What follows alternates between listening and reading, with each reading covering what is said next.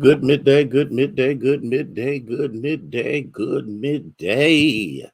Hey, Kathy, how are you? Drinking water? Yes, I am.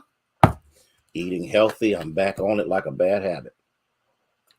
hmm hmm So I'm grateful to God for opportunity, a privilege to be here and to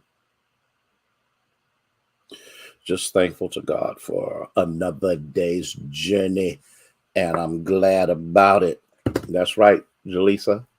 Water. Tamika, good midday. Beat your mom again, didn't you? Okay. And how are you, Jaleesa? Is all well? You holding it down downtown? Linda, bless you. Thank you so much for being here. Thank you, thank you, thank you, thank you, thank you, thank you. Thank you. We are thankful to God for such an awesome opportunity. Well, Lynn, how you be? Carletta, how are you? Okay, okay. Make sure you do. I want you to hold it down and handle your business. Jemison, thank you so much for being here. Erica, bless you. Thank you for being with us on today. This is the day the Lord has made. We shall rejoice and be glad in it, for it is an awesome day. Okay. The Lord blessed Erica, didn't he? Did he not? Did he not? Oh, bless his name.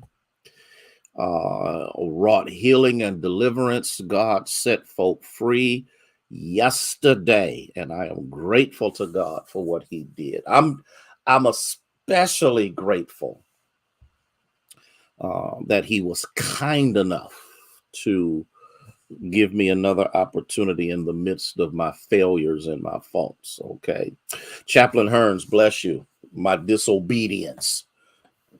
For when the Lord told me to move, I decided that I'm not going to do that because Union isn't ready for it. And the Lord was like, you ain't ready for it. Christine, how are you? Bless your sweet potato soul. Thank you so much for being with us on today. Cora, okay. Yes, she did. Yes, she did. Well, guess what? Guess what? Guess what? Guess what? Um, what can I say? She did what she needed to do. Yes, Pamela, it was a fabulous game. I'm going to be honest about it. Cecile, Sylvia, Scott, Dawn, I fell asleep. I fell asleep on the game. I was exhausted. I was tired. I came home. Lady Harrison went to go pick something up to eat. And I was sitting in my office in my chair and fell asleep. Thea, good midday to you. And then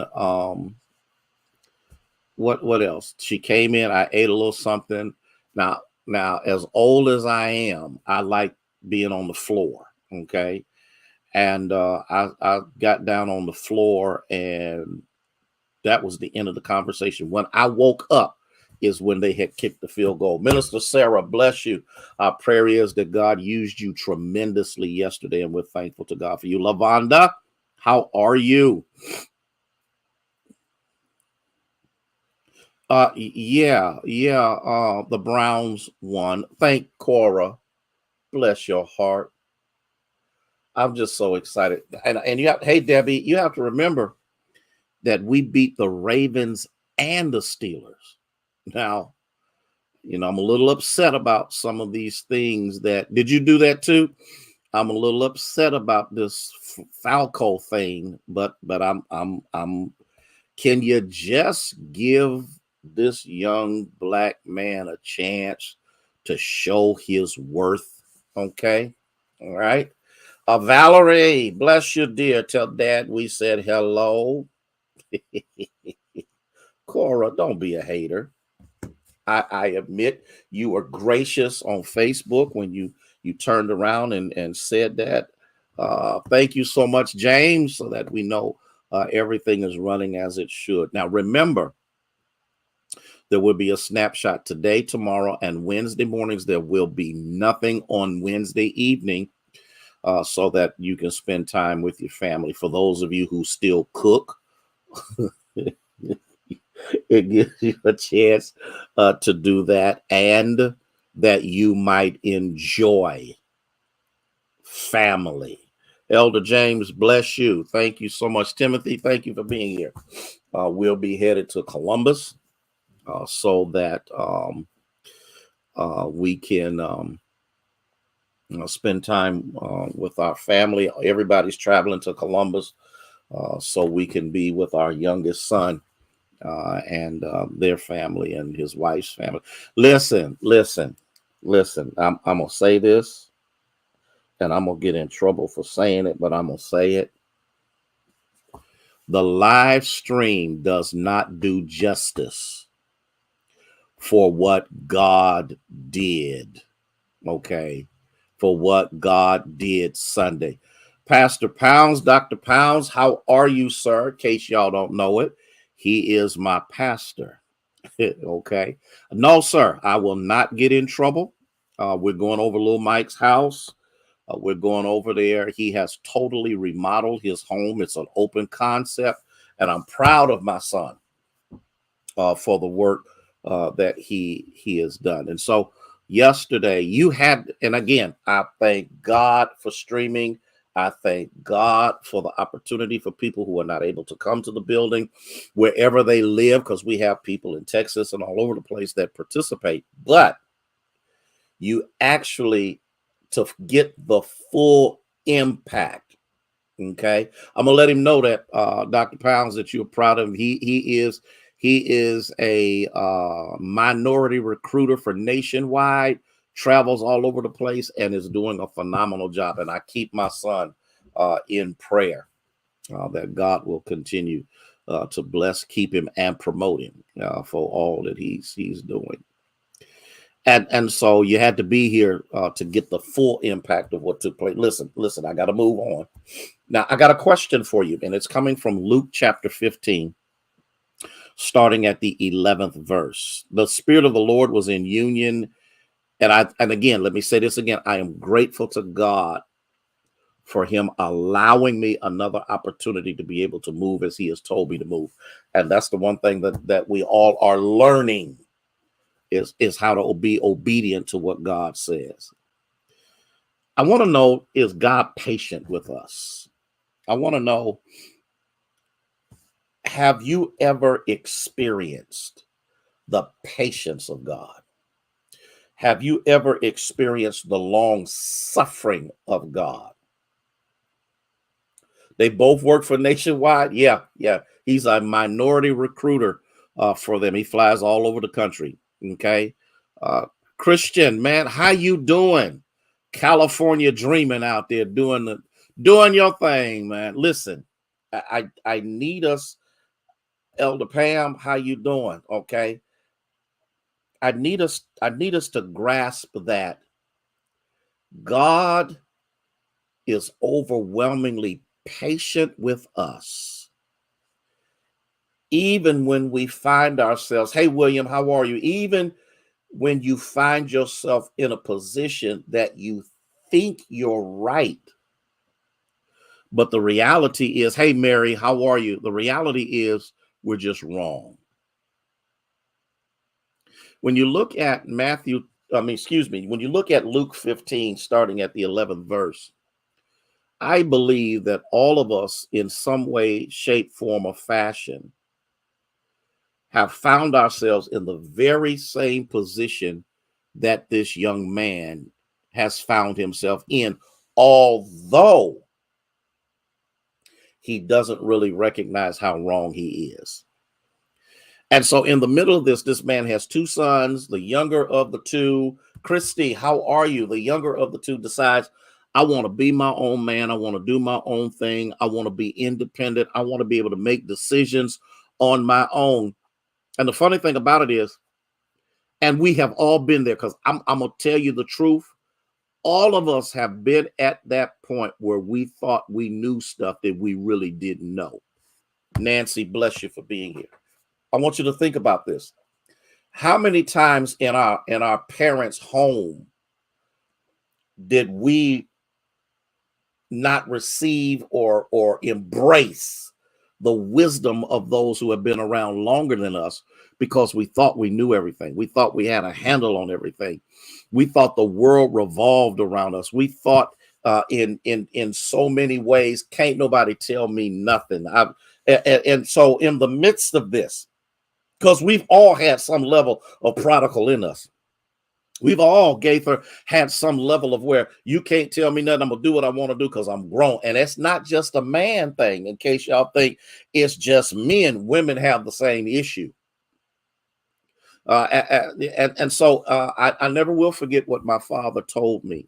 And I told it to my son, and I find my son telling it to his son. Please be careful how you leave this place.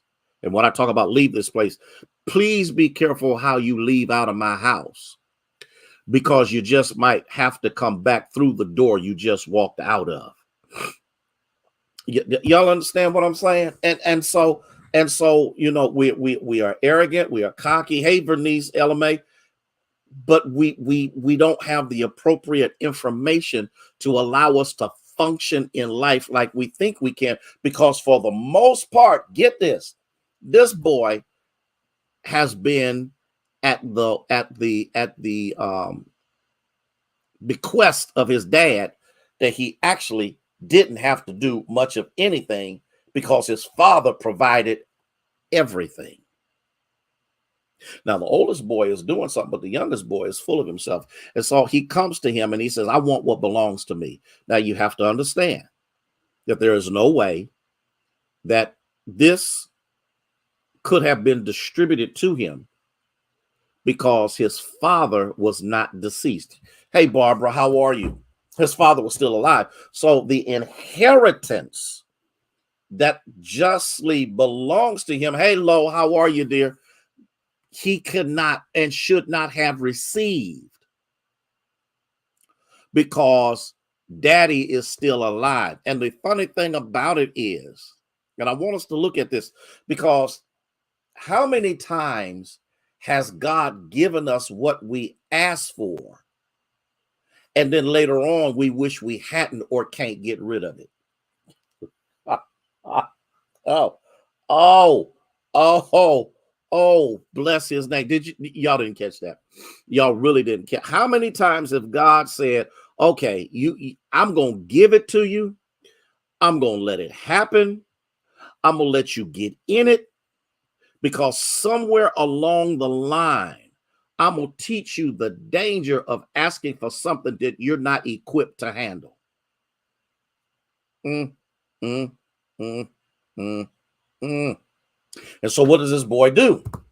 His dad gives it to him. And guess what he does? I got to get as far away from my daddy as I possibly can. Okay, Carolyn, I got to get away from him, because I don't want his influence in my decision. As a matter of fact, I not only don't want his influence, but I also don't want to run into anybody who has a relationship with my dad, so people can turn around and tell me, ain't you such and such son? Why are you out here doing ain't so and so your daddy? Because y'all know when we sinning, y'all know when we secret sinning. Can I wait on that? Joe, how you doing, sir? You know, when we secret sinning, we're gonna make sure that we get far enough away. Well, some do. Some ain't got good sense. As far away as we possibly can from anybody that will know who we are. Now, that right there is an indicator that I'm not mature enough to handle what I just received. If I got to make sure nobody sees what I do, nobody knows what's going on, I'm going someplace so I can be my own person, not realizing that my own person isn't ready to be my own person, and he gives him what belongs to him. Now, this is a powerful statement of faith. Winnie, bless you, dear.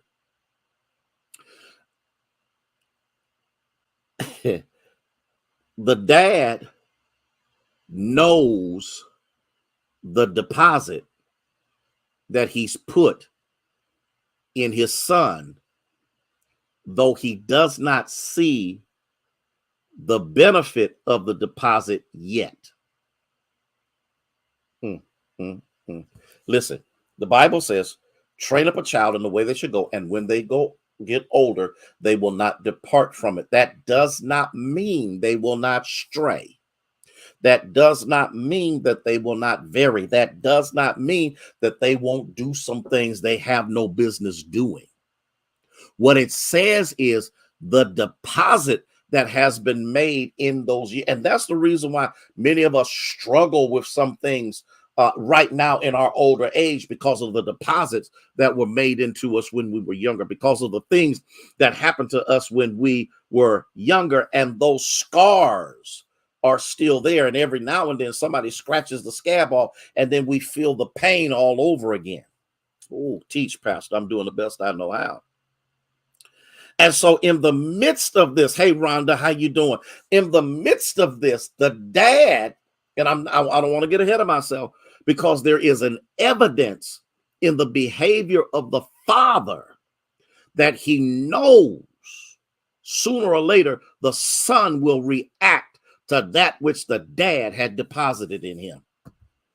Serena, how you doing, dear? It's so good to see you. How you coming along? Pray you're working well. Pray all is working well with you. You holding it down in the quip. I just had to say that. I had to make sure all was right there. Good to see you again. And so in the midst of this, he goes away. And the first thing that he doesn't understand, hey, Denise, is that whenever there is a giving away,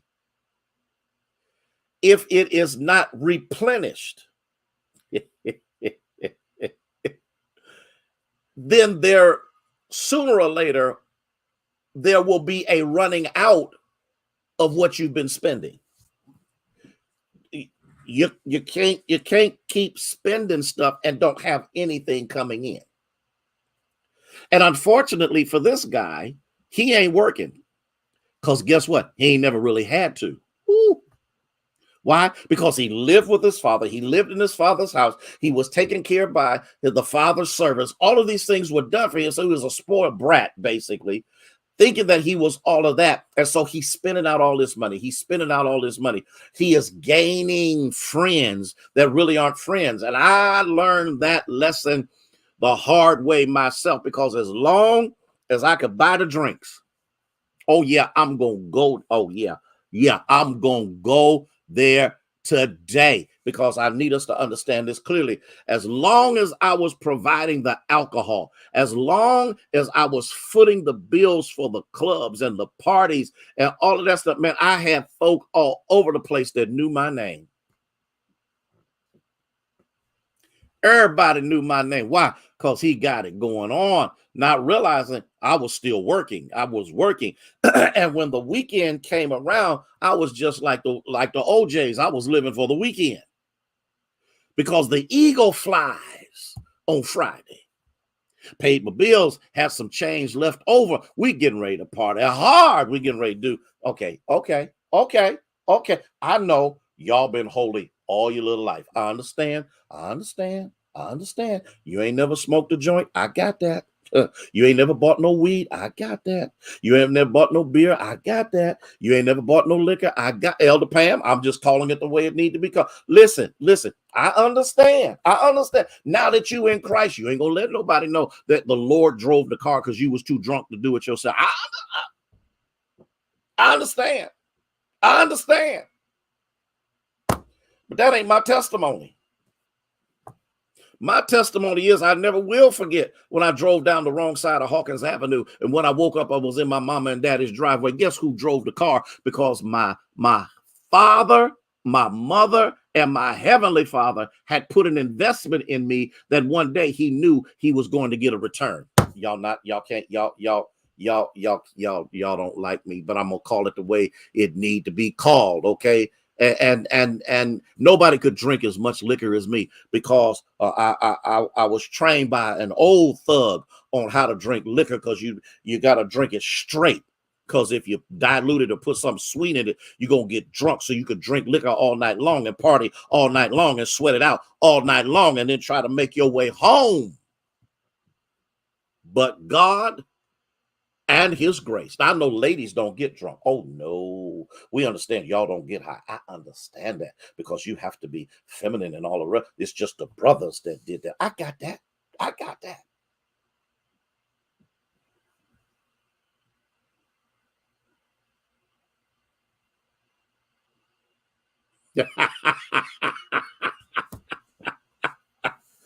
Woo! I'm just waiting on y'all to type something in there, because the truth of the matter is, you may not have been to the extreme that I've been to, but you've been somewhere. See what I mean, Christine? I just Sharon. No, you will not. You will not, Sharon. No. Let me get to this point. Okay. Let me get let me get done. And so God has a way of bringing you to an end of yourself. I got to stop right there, because when we come together tomorrow, I'm going to continue to help you to see if you don't see you in here. Because the truth of the matter is, every day our eyes open to see a brand new day, we ought to bless him for the days of our past that should have killed us and destroyed us. Listen, y'all have a blessed day in the Lord. I'm looking forward to seeing you tomorrow. I'm going to continue in this text and see if it can't help us to see just how patient God is with us. I love y'all with the love of Jesus Christ. I got to go. May God bless you. May he keep you, is our prayer.